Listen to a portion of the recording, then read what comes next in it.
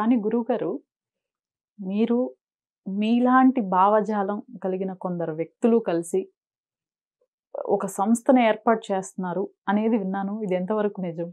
కారణం ఏంటి? కారణం ఏం లేదు తల్లి.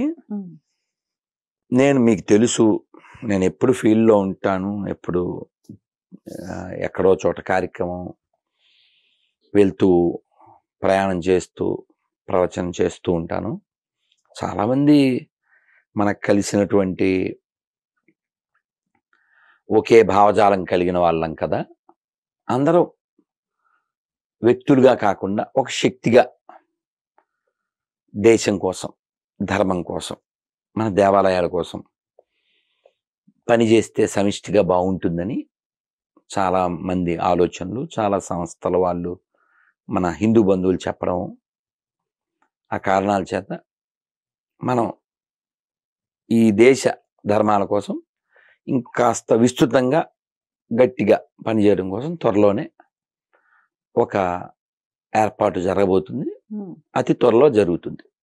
కానీ చాలా మంది భక్తులు లేకపోతే మీ ఫాలోవర్స్, మీ ఫ్యాన్స్ అనుకోండి, ఒక రకంగా రాధా మనోహర్ దాస్ గారు రాజకీయాల్లోకి వస్తే మంచి జరుగుతుంది. ఏమిటి మీ అభిప్రాయం? చాలా మందికి మొన్న ఎక్కడ ఎవరో పోలీసులు కలిశారు, ఎక్కడ ఏ ఊర్లోనో, ఈ తిరిగే ప్రయాణంలో గుర్తులేదు కానీ ఎక్కడ ఎయిర్పోర్ట్లో ఇక్కడే వాళ్ళు ఎవరో తీవ్రవాద ఈ అక్రమ చొరబాటుదారులు వస్తారుగా, వాళ్ళని అక్కడ కూర్చోబెట్టేసి నా దగ్గరికి వచ్చారు సెల్ఫీ కోసం. సార్ వాళ్ళు విదేశాల నుంచి వచ్చారు, ఎంఎన్ అనే కంట్రీ ఉందిగా, అక్కడి నుంచి వచ్చేసారు, వాళ్ళని తిరిగి పంపించేస్తున్నాం గురూజీ, సో మమ్మల్ని సెక్యూరిటీ పంపించారు, సెల్ఫీ కోసం వచ్చారు. ఎస్ఐ ఎవరు మొత్తానికి వాళ్ళు మాట్లాడుతూ మీ ఇంటర్వ్యూలు మీవన్నీ చూస్తుంటాను, ఒక్కో మాట AK-47లా ఉంటుంది గురూజీ, అది ఇది అని వాళ్ళ సంతోషం చెప్తూ ఉన్నారు. ఇప్పుడు ఇలాంటి భావజాలం అంటే చాలామందికి చాలా చెప్పాలని ఉన్నా చెప్పడానికి చాలా భయం చేత, మొహమాటం చేత, లేదంటే ఏమన్నా అయిపోతుందేమో, నా మీద కేసులు అవి పెట్టారు మన గవర్నమెంట్, ఇక్కడ అక్కడ కూడా, తెలంగాణలో ఉంది, ఆంధ్రలో కూడా ఉంది. మీకు తెలుసు, లాస్ట్ ఇంటర్వ్యూలో మీరే చెప్పారు కదా. చెప్దాం అనుకున్నా ఇందాక అంజబాబు గారికి, మీ ఇంటర్వ్యూ ఎఫెక్ట్ నాకు ఒక కాల్ వచ్చింది. శంకర కళ్యాణ్ తెలుసు కదా, లాయర్, అంతకుముందు వారు చాలా తెలుసు కదా, ఇప్పుడు కొంచెం పక్క ఉన్నారు, వారు మాట్లాడట్లేదు కానీ చాలా గట్టిగా మాట్లాడతారు, చాలా స్ట్రాంగ్గా. ఆయన ఫోన్ చేశారు, గురూజీ ఇంటర్వ్యూ చూశాను, ఇలాగా టీటీడీ వాళ్ళు వెబ్సైట్లో ఇది వాళ్ళు ఎవరు అసలు మిమ్మల్ని రానివ్వకుండా చేయడానికి అది ఇది మిమ్మల్ని కనుక్కుని నేను దాని మీద డిసిషన్ తీసుకుందామని చేశాను, చూడన్నా మంచిది, శంకర తీసే టీటీడీ వంకర, మనకున్నాడు శంకర చెప్పాను.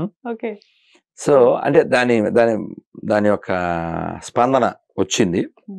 సరే, మీరు ఇప్పుడు అడిగిన ప్రశ్నకి మంచి చెయ్యాలి అని మనకుంటే సరిపోదు, మంచి చెయ్యాలనుకునే వాళ్ళని ముందుకి మొన్న గంగాధర శాస్త్రి గారు మాట్లాడుతూ చెప్పారు, ధర్మం దేశము రక్షించాలి, రక్షించబడాలి అని ఎవరైనా ప్రయత్నం చేస్తే వాళ్ళని రక్షించుకోవాల్సిన బాధ్యత కూడా మనకు ఉందిగా.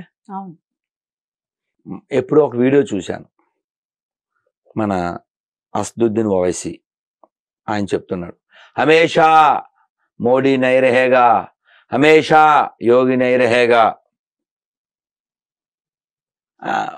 సరే, వాళ్ళు లేకపోతే ఏమిటి,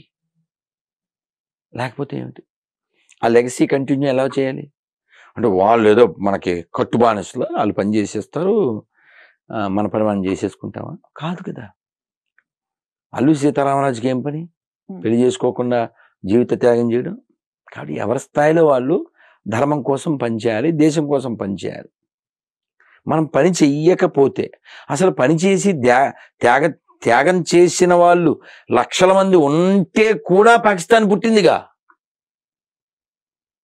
ఎన్ని త్యాగాలు చేస్తే కూడా పాకిస్తాన్ పుట్టింది, లక్షల మందిని చంపేశారు. చరిత్రే ఎప్పుడో కాదు, 70 ఏళ్ల క్రితమే. కాబట్టి మనకి తగినటువంటి ప్రోత్సాహం లేనప్పుడు మనం ఏం చేస్తాం చెప్పండి. నేను మీ ప్రశ్న ఇంతకుముందు కూడా చాలాసార్లు చాలామంది అడిగారు. వాస్తవానికి నా జీవితానికి నేను బాగా చదువుకోవాలి, నేను బాగా వినాలి, బాగా జపం చేసుకోవాలి, కీర్తన చేసుకోవాలి. నా దగ్గర బోల్డ్ పుస్తకాలు ఉన్నాయి. మొన్న కూడా నైమిషారణ్యం వెళ్తే ఇంత పెద్ద పెద్ద పుస్తకాలు 2 ఇచ్చారు, ఉపనిషత్ సారాలు, ఇంకా అవి ఇవి. మేము అన్నీ చదువుకోవాలి. నా ఇప్పుడు శివకృష్ణ గారు చెప్తున్నారు, నేను రోజు 4 గంటలు చదువుకుంటాను.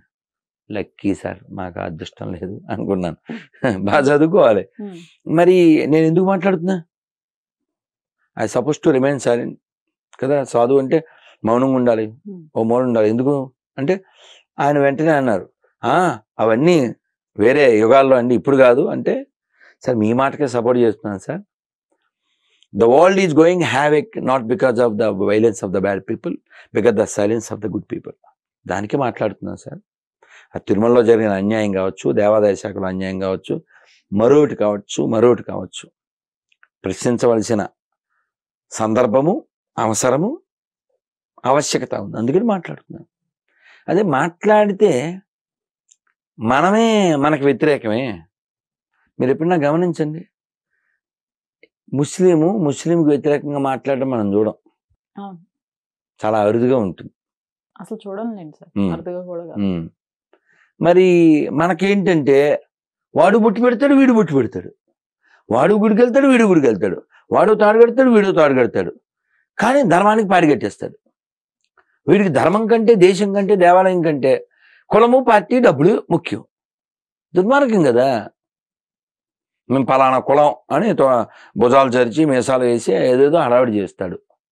అసలు కులం ఎక్కడి నుంచి ఉంటుంది? ధర్మమే లేకపోతే.